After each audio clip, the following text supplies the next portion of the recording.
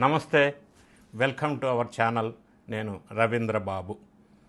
ఆంధ్రప్రదేశ్లో అతి పెద్ద భారీ లిక్కర్ స్కామ్ జగన్ రెడ్డి గారి హయాంలో జరిగింది అన్న చెప్పబడుతున్న లిక్కర్ స్కామ్ దర్యాప్తు సంస్థలు, special investigation team, enforcement directorate వాళ్ళు దూకుడుగా విస్తృతంగా విచారణ చేస్తున్నారు. రోజుకు ఒక కొత్త మలుపులు తిరుగుతూ ముందుకెళ్తూ ఉంది. అయినప్పటికీ అందులో కొంతమందికి బెయిల్ లభించింది మిథున్ రెడ్డితో పాటుగా. ఈ కేసు, ఈ విచారణ ఇది ఇలా ఉండగా అనూహ్యంగా ఇప్పుడు కొత్తగా ఆంధ్రప్రదేశ్లో అన్నమయ్య జిల్లాలో తమ్మళ్ళపల్లి నియోజకవర్గంలో ములకల చెరువు అనే ప్రాంతంలో కల్తీ మద్యం తయారు చేస్తున్న ఒక ముఠాని ఆంధ్రప్రదేశ్ ఎక్సైజ్ పోలీసులు చాకచక్యంతో పట్టుకున్నారు. అంటే ఆంధ్రప్రదేశ్లో కల్తీ మద్యం ఇప్పుడు కూడా అన్నమయ్య జిల్లాలో ములకల చెరువు ప్రాంతంలో జరుగుతుంది భారీ ఎత్తున. దీంట్లో వెనక ఎవరున్నారు, దీనికి కారణం ఏంటి, మూలాలు ఎక్కడున్నాయి, ఎప్పటి నుంచి జరుగుతుంది, దీన్ని ఏ విధంగా మనం చూడాలి, దీనికి ప్రధానంగా బాధ్యులు ఎవరు, ఇటువంటి అంశాలు పార్టీలకు అతీతంగా ఒక్కసారి విశ్లేషణ చేసే ప్రయత్నం చేద్దాం. ఎందుకంటే రాజకీయ పార్టీల్లో ఆంధ్రప్రదేశ్లో కల్తీ, ఇప్పుడు బయటకు వచ్చిన కల్తీ మద్యం తయారీ సంస్థ, కుటీర పరిశ్రమ ఒక షేక్ చేస్తూ ఉంది రాజకీయ పార్టీల్లో. ఎందుకంటే ఎన్డీఏ అధికారంలో ఉన్నటువంటి ఎన్డీఏ ప్రభుత్వానికి ఇది కొంత మచ్చ కలిగించే అంశంగా వైఎస్ఆర్ కాంగ్రెస్ పార్టీ లేదా ఆ పార్టీకి సంబంధించిన మీడియా సంస్థలు భారీగా లబ్ధి పొందే ప్రయత్నం చేస్తూ చర్చలు జరుగుతూ ఉన్నాయి. కామెంట్స్ రకరకాలుగా వస్తూ ఉన్నాయి. ఇందులో ఒకసారి మనం పరిశీలించినట్టయితే ఏదేమైనా కూడా గతంలో ఇంత పెద్ద భారీ లిక్కర్ స్కామ్ జగన్ రెడ్డి గారు చేశారు, దర్యాప్తు జరుగుతుంది అనుకుంటున్న తరుణంలో ఇంకా ఉంది, ఆ మూలాలు ఇంకా ఉన్నాయి. తయారు చేసేవాళ్ళు చేస్తూనే ఉన్నారు, అమ్మేటోళ్ళు అమ్ముతూనే ఉన్నారు, అది కంటిన్యూ అవుతూనే ఉంది అనేది వాస్తవం. అయితే ఇది ప్రధానంగా మనం ఏం జరిగింది అనేది ఒక్కసారి ఆలోచించినట్టయితే, ఇవి ఎక్సైజ్కి సంబంధించిన పోలీసులు ఒక పాల వ్యాను వెళ్తూ ఉంటే రొటీన్ చెక్కింగ్లో భాగంగా అనూహ్యంగా ఆ పాల వ్యాన్ని పట్టుకొని చెక్ చేసినప్పుడు అందులో లిక్కర్ బాటిల్స్ కనిపించినాయి. సరే, యథావిధిగా ఇది లిక్కర్ బాటిల్స్ ట్రాన్స్పోర్ట్ చేస్తున్నారులే అని అనుకున్నప్పటికీ ఎందుకైనా మంచిదని అనుమానాస్పదంగా ఉండటంతో ఈ ఎక్సైజ్ సంబంధించిన పోలీసులు అది స్కాన్ చేస్తే లిక్కర్ బాటిల్స్ ఆ స్కానర్లో పని చేయలేదు, స్కాన్ అవ్వలేదు ఏ బాటిల్ కూడా. సో వాళ్ళకి వెంటనే కన్ఫర్మ్ అయింది ఇది కల్తీ మద్యం రవాణా జరుగుతుంది అని. సో అక్కడి నుంచి ఆ వెహికల్ని సీజ్ చేసి ఎక్కడ తయారు చేస్తున్నారన్నది శోధించే విధంగా భాగంగా తీసుకొచ్చి విచారించినప్పుడు ములకల చెరువు అనే ప్రాంతంలో మెయిన్ రోడ్డు పక్కన ఉన్న ఒక డాబాలో ఈ కుటీర పరిశ్రమ దాకా దీన్ని పెట్టుకొని కల్తీ మద్యాన్ని తయారు చేస్తూ ఉన్నారు. అంటే మద్యాన్ని వాటరు, స్పిరిట్, రకరకాల ఫ్లేవర్సు, కలర్సు, కెమికల్స్ పెట్టి బ్లెండింగ్ చేసి మిక్సింగ్ చేసి మాన్యువల్గాను ఆటోమేటెడ్ మిషన్స్లోనూ బాటిలింగ్ చేసేసి దానికి మళ్ళీ లేబుల్స్, ప్రముఖ బ్రాండ్ లేబుల్స్ వేసి, హాలోగ్రామ్ వేసి, క్యాప్స్ వేసి, బాటిలింగ్ ఫిల్లింగ్ చేసేసి కేసుల్లో పెట్టేసి ఆ చుట్టుపక్కల పరిసర ప్రాంతాల్లో ఉన్నటువంటి బెల్ట్ షాప్స్కి, వైన్ షాప్స్కి, లేకపోతే బార్ అండ్ రెస్టారెంట్స్కి భారీ ఎత్తున సప్లై జరుగుతుంది అనేది వెలుగులోకి వచ్చింది. ఇది ఎప్పుడైతే వెలుగులోకి వచ్చిందో మరి ఆంధ్రప్రదేశ్ ముఖ్యమంత్రి నారా చంద్రబాబు నాయుడు గారు పార్టీలకి అతీతంగా ఈ కేసులో ఎవరున్నా, ఎక్కడ సంబంధాలున్నా సీరియస్గా వ్యవహరించండి, అరెస్టులు చేయండి, దీన్ని ఛేదించండి అనే ఆదేశాలు ఇవ్వటం, తదనుగుణంగా ఈ కేసులో ఇన్వాల్వ్ అయినటువంటి తమ్మళ్ళపేట నియోజకవర్గానికి సంబంధించిన తెలుగుదేశం పార్టీ గతం ఎలక్షన్లో 2024 ఎలక్షన్లో పోటీ చేసి ఓడిపోయిన తర్వాత కూడా తమ్మళ్ళపల్లి నియోజకవర్గానికి ఇన్ఛార్జిగా ఉన్న తెలుగుదేశం పార్టీకి చెందినటువంటి జయచంద్రారెడ్డిని అరెస్ట్ చేయటం, ఆయన అనుచరుడు సురేంద్ర నాయుడిని కూడా అరెస్ట్ చేయటం, మొత్తం 14 మంది నిందితులుగా పేర్కొనటం, కొంతమందిని అరెస్ట్ చేయటం. దీని వెనక ఉన్నది ఒక జనార్దన్ రావు అనే ఒక కీలకమైన వ్యక్తి. ఆయన అసలు ప్రధానమైన నిందితుడు A1. ప్రస్తుతం ఆయన ఆఫ్రికా కంట్రీలో ఉన్నారు. ఆయన ఒక సెల్ఫీ వీడియో రిలీజ్ చేశారు. అందులో ఆయనకి సంబంధం లేదు, తెలుగుదేశం పార్టీ నాయకులకి సంబంధం లేదు, నేను ఇండియా వచ్చి పోలీసులకి ఇన్వెస్టిగేషన్లో సహకరిస్తానని ఆయన చెప్పారు. సరే, ఇప్పుడు అదుపులోకి తీసుకున్నటువంటి ఎమ్మెల్యేగా పోటీ చేసి 10,000 ఓట్లు తేడాతో ఓడిపోయిన తెలుగుదేశం అభ్యర్థి జయచంద్రారెడ్డి ఈ కేసుతో నాకు సంబంధం లేదు అని ఆయన కూడా ఒక వీడియో రిలీజ్ చేయటం. ఏదేమైనా కూడా ఈ కేసు ఫస్ట్ పట్టుకుంది, ఐడెంటిఫై చేసింది, అరెస్టులు సాగించింది ప్రస్తుతం అధికారంలో ఉన్నటువంటి ఎన్డీఏ కూటమి. తర్వాత ఆ పార్టీకి సంబంధించిన నేతలు ఉన్నారు అని తెలిసిన వెంటనే వాళ్ళని పార్టీ నుంచి ఇన్స్టెంట్గా ఇమ్మీడియట్గా విచారణ కూడా లేకుండా సస్పెండ్ చేసేశారు నారా చంద్రబాబు నాయుడు గారు లేదా తెలుగుదేశం పార్టీ. ఈ విషయాన్ని మనం గమనించాలా, వెంటనే సస్పెండ్ చేశారు. అదే మనం ఒక్కసారి పూర్వాపరాలు పరిశీలించినట్టయితే జగన్ రెడ్డి గారి హయాంలో మరి అప్పట్లో జంగారెడ్డిగూడెంలో కల్తీ లిక్కర్ అంటే పిచ్చి మందు, జగన్ రెడ్డి గారు తయారు చేసిన పిచ్చి మందు తాగి 27 మంది చనిపోతే జంగారెడ్డిగూడెంలో అది సహజ మరణాలు అని కొట్టి పాడేశాడు సింపుల్గా. అదేవిధంగా కృష్ణలంకలో విజయవాడలో మరి ఆ పార్టీకి సంబంధించినటువంటి ఒక వ్యక్తి బార్ అండ్ రెస్టారెంట్లో 6 చనిపోయారు. మల్లాది విష్ణు అనే అతను వైఎస్ఆర్ కాంగ్రెస్ పార్టీ ప్రస్తుతం. ఒక 6 చనిపోతే దాన్ని కూడా కేసు లేకుండా మాఫీ చేసేశారు. అదేవిధంగా లిక్కర్లో భారీ స్కామ్ చేశారు అప్పట్లోనే. ఆ స్కామ్లో ఇరుక్కొని జైల్లో ఉన్న వాళ్ళందరినీ కూడా ఈయన జగన్ రెడ్డి గారు మద్దతు ఇచ్చారు. మరీ ముఖ్యంగా ఎవరైతే ఆరోపణలు ఎదుర్కొంటున్నారో వాళ్ళకి జగన్ రెడ్డి గారు సపోర్ట్ చేయటం అనేది ఒక సంస్కృతి వైఎస్ఆర్ కాంగ్రెస్ పార్టీ. వైఎస్ఆర్ హయాంలో జోగి రమేష్ మరి అప్పటి నారా చంద్రబాబు నాయుడు గారి ఇంటి మీద దాడి చేస్తే ఆయనకి ప్రమోషన్ ఇచ్చి సపోర్ట్ చేశారు. తూర్పుగోదావరి జిల్లాలో ఎమ్మెల్సీ మరి దళిత డ్రైవర్ని హత్య చేసి బాడీని పార్సిల్గా ఇంటికి ఇస్తే ఆయన్ని ఇంటికి పిలిచి భోజనం పెట్టి మర్యాద చేశారు.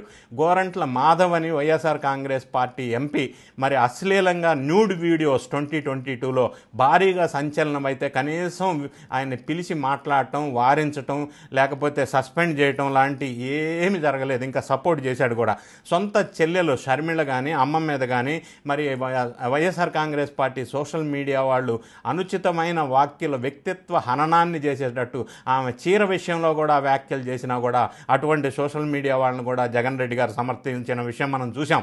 పల్నాడు జిల్లాలో చంద్రయ్య అనే మన టీడీపీ కరడుగట్టిన కార్యకర్తని చంపి పడేసినా కూడా మరి ఎవరిని కూడా వెనకాడలేదు. జగన్ రెడ్డి గారు మద్దతు ఇస్తూనే వచ్చాడు. అదే మనం తెలుగుదేశం పార్టీ సంస్కృతి సాంప్రదాయం ఒక్కసారి చూసినట్టయితే సత్యవేడు టీడీపీ ఎమ్మెల్యే ఆదిమూలం అనే అతని మీద లైంగిక వేధింపులు ఆరోపణలు వచ్చినప్పుడు ఇదే నారా చంద్రబాబు నాయుడు గారు ఆయన వెంటనే సస్పెండ్ చేసిన విషయం మనం గుర్తు తెచ్చుకోవాలా. ఎవరి మీద అయితే ఆరోపణలు వస్తున్నాయో వెంటనే సస్పెండ్ చేసే చరిత్ర తెలుగుదేశం పార్టీకి ఉంది.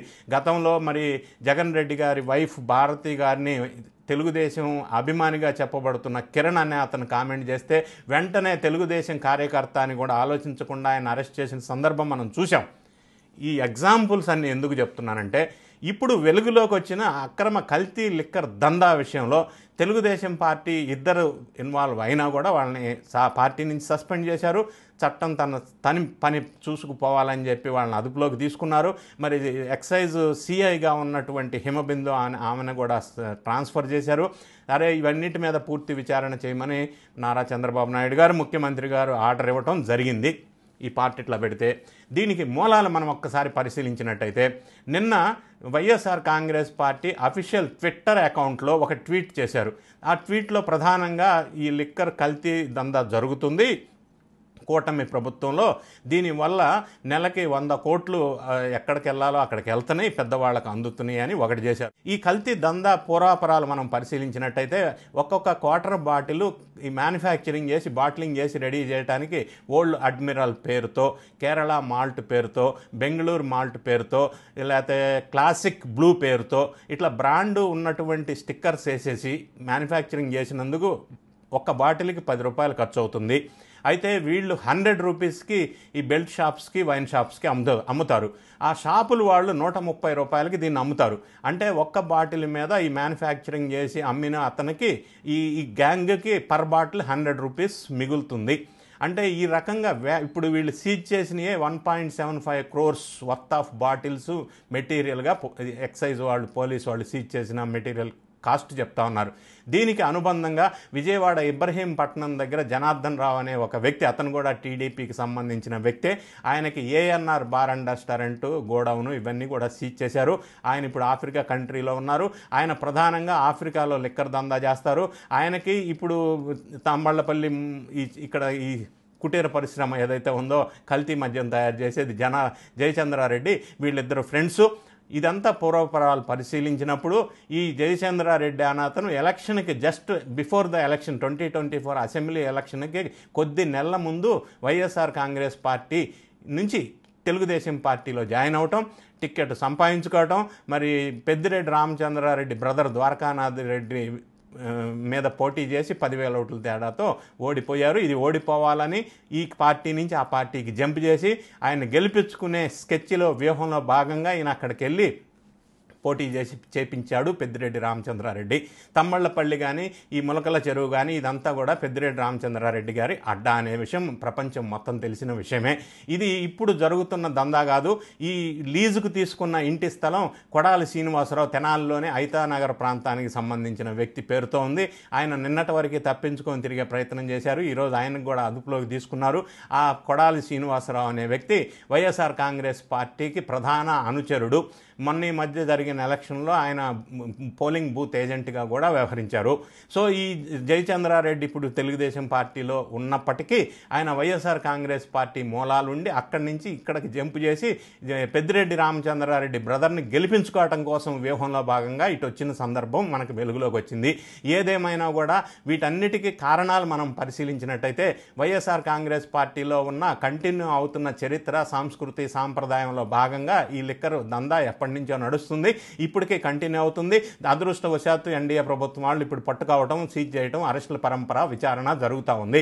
అయితే ఇది ఎక్కడ వేర్ వెంట రాంగ్ అంటే ఎలక్షన్కి ముందు అనవసరంగా మరి వాళ్ళ క్రెడిబిలిటీసు, బ్యాక్గ్రౌండ్ వెరిఫికేషన్స్ చేయకుండా వైఎస్ఆర్ కాంగ్రెస్ పార్టీకి సంబంధించిన ఎవరిని పడితే వాళ్ళని తెలుగుదేశం పార్టీ వాళ్ళు, కూటమి వాళ్ళు సీట్లు ఇవ్వటం, గెలిపించడం, పార్టీలోకి తీసుకోవటం, వాళ్ళు ఈ పార్టీలోకి కోవర్టులాగా రావటం, ఆ దందాన్ని ఇట్లా కంటిన్యూ చేయటం, పాత మూలాలు కంటిన్యూ అవ్వటం, ఇంకా రకరకాల పేర్లు కూడా వినిపిస్తూ ఉన్నాయి. వీటన్నిటికీ ప్రధానమైన కారణం ఏ పార్టీలో నుంచి వచ్చినా కూడా తీసుకునేటప్పుడు బ్యాక్గ్రౌండ్ వెరిఫికేషన్ చేసుకోకుండా తీసుకోవద్దు అనేది కూటమి వాళ్ళు నేర్చుకోవాల్సిన లెసను. ఇంకొకటి మరి వీళ్ళు వైఎస్ఆర్ కాంగ్రెస్ పార్టీ వాళ్ళు చెబుతున్నది ఏంటంటే 500 కోట్ల దందా 5 సంవత్సరాల నుంచి జరిగింది అని నిన్న ట్వీట్ చేశారు ట్విట్టర్లో. అంటే 5 సంవత్సరాల నుంచి ఈ దందా జరుగుతుందని వాళ్ళే చెప్పారు. అంటే ఈ కూటమి ప్రభుత్వం వచ్చి 1.5 సంవత్సరం అయింది.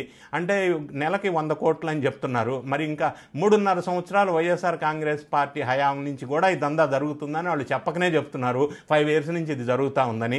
ఇంకొకటి ఇటువంటి స్థావరాలు ఇంకా ఎన్నున్నాయి ఆంధ్రప్రదేశ్లో. అంటే గతంలో ఏదైతే లిక్కర్ స్కామ్ ఉందో, ఆంధ్రప్రదేశ్ లిక్కర్ స్కామ్, అందులో భాగంగా ఎస్టాబ్లిష్ చేసినటువంటి కల్తీ మద్యం సరఫరా, తయారీ ఇటువంటి అన్నీ కూడా అప్పటి నుంచే కంటిన్యూ అవుతున్నాయి. ఆ కంటిన్యూ అవుతున్న వాటిల్లో ఇంకా ఎన్ని ఉన్నాయి అనేది కూడా పూర్తి స్థాయిలో దర్యాప్తు చేసి విచారణ చేసి అప్పటి నుంచి కంటిన్యూ అవుతున్న వ్యవస్థ సిస్టమ్ ఇది అని చెప్పక తప్పదు. ఆ వైపు కోణంతో దర్యాప్తు చేయాల్సిన అవసరం ఉంది. ఇంకా ఎన్నెన్ని ఉన్నాయి ఇటువంటి స్థావరాలు, గతంలో ఉండినయే కంటిన్యూ అవుతున్నాయని వాళ్ళు చెప్తా ఉన్నారు. కాబట్టి దాని మీద విచారణ చేయవలసిన అవసరం ఉంది. పూర్తి స్థాయిలో విచారణ చేస్తే మరి అప్పట్లో జే బ్రాండ్ పేరుతో పిచ్చి మందు తయారు చేసిన ఇదే కంటిన్యూషన్ చైన్ సిస్టమ్ ఇది నడుస్తూ ఉందా, దీంతోపాటు ఇంకెవరున్నారని తేల్చాల్సిన అవసరం ఉంది. ఏదేమైనా తెలుగుదేశం పార్టీ నేతలు ఇన్వాల్వ్ అవటం అనేది దురదృష్టకరమైన విషయం. దీని మీద నేర్చుకోవాల్సిన లెసన్ ఎన్డీఏ కూటమి ఏంటంటే చేర్చుకునే విషయంలో అభ్యర్థులను చాలా బ్యాక్గ్రౌండ్ వెరిఫికేషన్ చేసుకోవాలా, కేసుని పార్టీలకు అతీతంగా నిష్పక్షపాతంగా విశ్లేషణ చేయాలా, వీటికి మూలాలు, రూట్ కాస్, మూలాలు ఎక్కడున్నాయి అనేది వెలికి తీసే ప్రయత్నం చేయాలా, వెనక ఎవరున్నారనేది బయటికి తీయాలా, కేసు పూర్తి స్థాయిలో విచారణ జరగాల. అలా జరుగుతుందని మనం ఆశిద్దాం. Thank you so much for watching.